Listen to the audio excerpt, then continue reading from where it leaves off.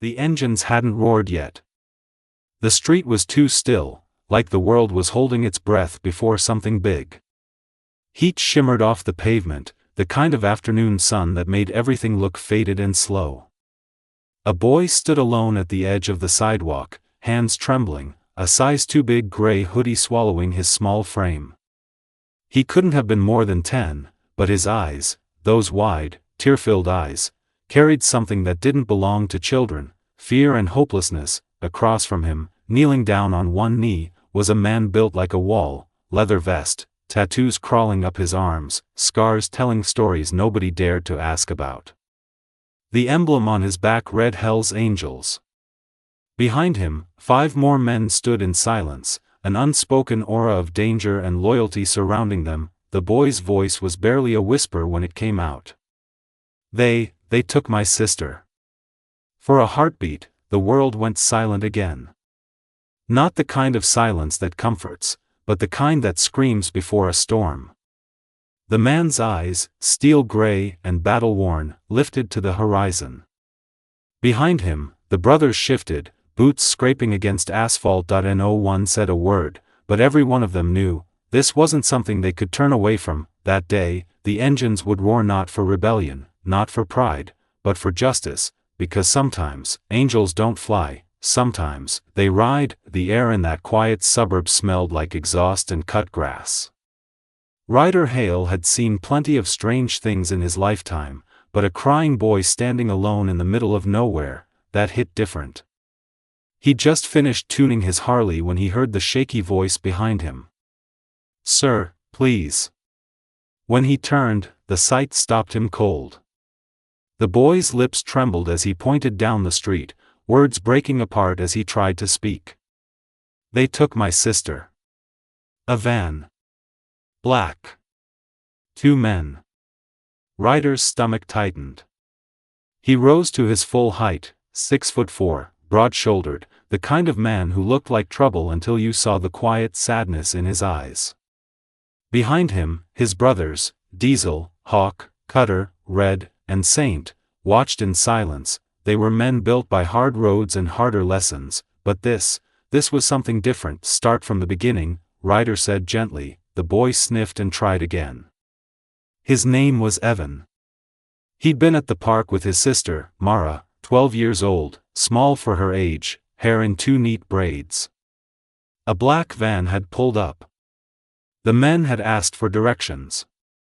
Before he could blink, they'd grabbed her and sped off. Evan had run until his legs gave out. Nobody stopped.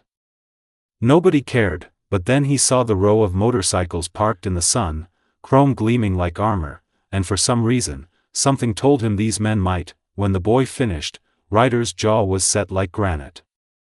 He turned to his men. They didn't need a speech. The look in his eyes said enough. "We ride," he said simply. Engines ignited one by one, a thunderstorm on wheels. The boy flinched at first, but then his expression shifted, fear turning into something fragile but fierce, hope. Ryder lifted him onto the back of his Harley, secured him tight. "Hold on," he said. The roar that followed shook the quiet street. Curtains lifted. Dogs barked. Somewhere, a mother whispered, "The angels are flying again." They tore through the streets like purpose made of leather and metal. Cars moved aside instinctively. The sun caught on their vests, turning every patch into a symbol. Ryder's mind worked like a machine. Route 9 led to the docks, the perfect place for men who didn't want to be found. He called Vince, a friend with eyes everywhere. Within minutes, Vince came through a black van. "Route 9. Near the old freight warehouses." "Got it." Ryder revved the throttle. "We're close."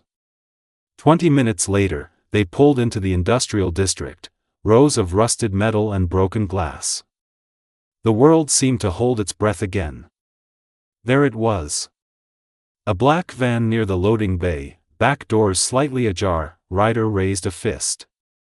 The men dismounted. No one spoke. They moved like shadows, each one taking a position. Diesel looped around back. Cutter covered the right flank. Saint drew a blade, silent, steadied at a faint cry came from inside the van. A girl's voice, muffled and desperate. Ryder's eyes hardened. He stepped forward, boots crunching gravel. The door creaked open. 2 men emerged, one tall, one wiry, both armed with cheap bravado. The tall one froze the moment he saw them. The name Hell's Angels might as well have been thunder. What the hell is this? The man barked. Ryder didn't answer. He just moved. One sharp motion, his fist collided with the man's jaw, dropping him instantly. Cutter restrained the second before he could even run. Ryder ripped the van door open. Inside, Mara sat bound and terrified. Her small frame shook as she looked up, tears streaming down her cheeks. Ryder's rough hands turned gentle. "You're safe now," he whispered, untying the ropes with care. The second the ropes fell away, she stumbled out, and into her brother's arms. Evan clung to her like she was air. The street stayed silent except for the sound of their sobs. The bikers stood back, heads bowed, like soldiers who just witnessed the truest kind of victory. Minutes later, sirens wailed in the distance. When the police arrived, Ryder and his men stepped aside. They didn't argue, didn't explain. They just nodded. The officers took over, and within moments, the kidnappers were cuffed and dragged away. Evan's mother arrived soon after, breathless, wild-eyed. The sight of her children alive brought her to her knees. She mouthed, "Thank you," again and again, but the sound of idling bikes drowned out everything. It didn't matter. The angels didn't need words. They'd heard it in their hearts. As the sun began to fall, the roar of their engines faded into the golden light. They rode in silence, the kind that said more than conversation ever could. By the time they parked back outside Ryder's house, dusk had turned the sky to violet. They didn't celebrate. They didn't talk about it. They just sat, 6 men in the quiet glow of evening, each one lost in thought. Diesel finally broke the silence. "Been a while since we did something that felt right." Ryder smiled faintly. "We never stopped. Just needed a reminder." He leaned back against his bike, watching the sky shift from purple to deep blue. In his mind, he heard Evan's voice again, "They took my sister." That one sentence had turned a lazy afternoon into something that mattered. Sometimes, purpose doesn't come from grand plans. Sometimes, it's a trembling voice in the middle of nowhere asking for help. Ryder closed his eyes, feeling the hum of the cooling engines. "No one," he murmured, "should ever feel alone in this world. Not a kid. Not ever." The others nodded quietly. There was no applause. No cameras.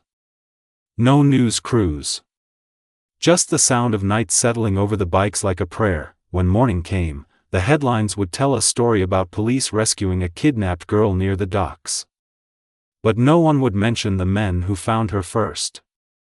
And that was fine, because the angels didn't ride for glory, they rode for what was right. And that day, on a quiet suburban street, when a little boy's plea cut through the noise of indifference, the world was reminded of something powerful. Kindness doesn't always wear a halo, sometimes, it wears leather.